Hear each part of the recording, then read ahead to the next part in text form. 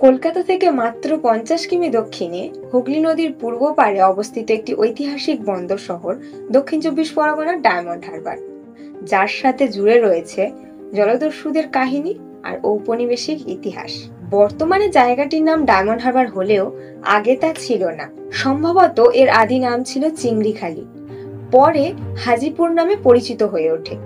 জানা যায় হজ যাত্রীদের জাহাজ এখানে নোঙর করা হতো, তাই হয়তো হাজিপুর নাম হয়েছিল। 16 শতকে এখানে পর্তুগিজ জলদস্যুদের ঘাঁটি ছিল। পরে ব্রিটিশ ইস্ট ইন্ডিয়া কোম্পানি এই স্থানে আধিপত্য গড়ে তোলে। সেই সময় এর নাম পরিবর্তন হয়ে ডায়মন্ড হারবার হয়, যদিও ডায়মন্ড নামের সঙ্গে হীরের কোনো সম্পর্ক নেই।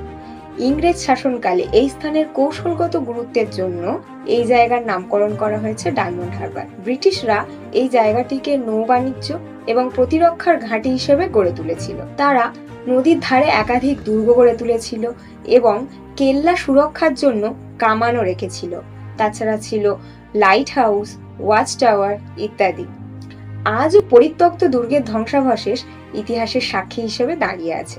এটি শুধু ঐতিহাসিক বন্দর নয়, বরং এটি এখন একটি জনপ্রিয় পর্যটন কেন্দ্র। পুরনো দুর্গ, নদীর ধারের সন্ধ্যার আবেশ, সব মিলিয়ে এক অনন্য স্থান। হাতে মাত্র 2 দিনের ছুটি, চলে আসুন ডায়মন্ড হারবার। বর্ষায় টাটকা ইলিশ খেতে চান? তাহলে তো আপনাকে অবশ্যই ডায়মন্ড হারবার আসতে হবে। আনাচে কানাচে লুকিয়ে থাকা ইতিহাসের এমন অজানা গল্প জানতে ইউটিউবে সাবস্ক্রাইব করুন এবং ফেসবুকে ফলো করুন কাল গল্প, অতীত আজ গল্পরূপে।